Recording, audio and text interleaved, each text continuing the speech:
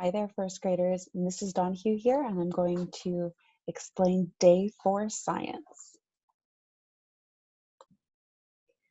All right, we are going to read tree houses for Day 4 Science. We'll be comparing texts. For Day 3, you read about yurts. Now you're going to think about yurts and tents, and you're going to think about, is that the same as tree houses? Is it different? All right, tree houses. The caption at the bottom says, "This is the world's largest wooden treehouse." That must mean that there are other tree houses made out of different materials. On page 13, this treehouse has stairs and railings to keep people safe. Take a close look at this tree. Look toward the top. What do you see? It's a house. Did you know that some people live in tree houses?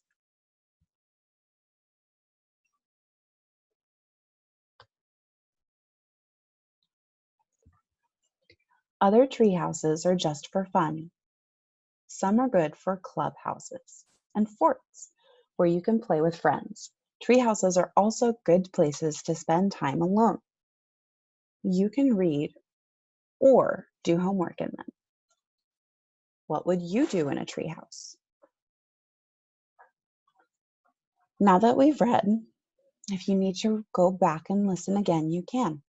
My question for you is, how are tree houses and yurts alike? Do people make them? What else is the same?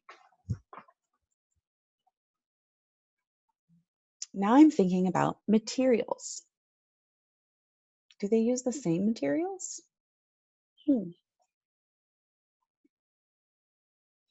What other things make yurts and tree houses different?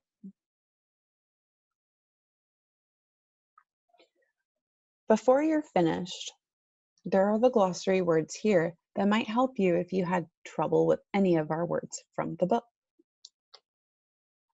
And if you turn the page one more time, you'll see our focus on science, and we're going to talk about camping.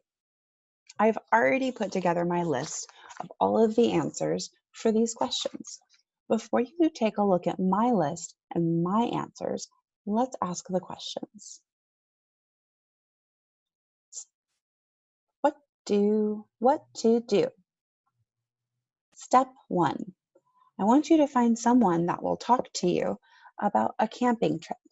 I've already planned a real camping trip with my mother-in-law for our family, and hopefully we'll get to do that this summer. Step 1. Plan a camping trip with a partner. It could be a real one or a pretend one. Step 2. List 5 things that are important to take with you when you go camping. Step 3. Draw a picture of your campsite. Write a description about how you would use the 5 things from your list. I paused for a moment to fix my list because when I read it, I realized that I didn't do it just like the questions asked. That's why it's important to check your work. So here's what I did. Step 1, I planned a camping trip with my mother-in-law. We're going to a Hanavakash. That's up on Mount Rainier.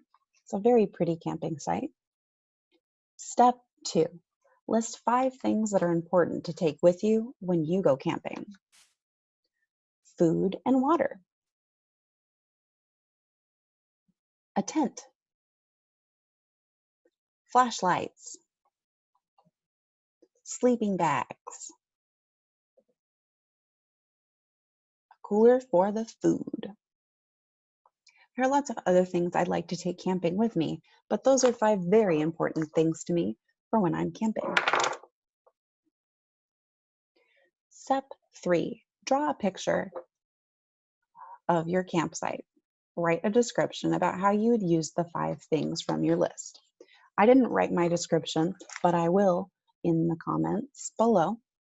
Here are my pictures. 1, food. 2, so I didn't label them with words because I already made my list. Instead, I labeled them with numbers, and I can match those numbers to my words, and I'll tell you what I use those things for. Food and water is obviously to survive when I'm out in the wilderness, to eat and drink so I'm comfortable. A tent is something I'd use for when it's time to sleep. It will keep me safe and dry. 3, flashlights for when it gets dark, because you can't have a fire all night long unless someone's watching it. 4, sleeping bags, because I want to be warm when I'm sleeping.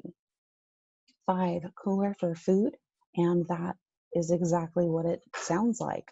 I'm going to use a cooler to keep cold foods from going bad.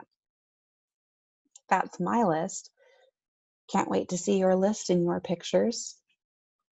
I'll share my picture and my list in the comments, and you'll be able to see it once you make a comment.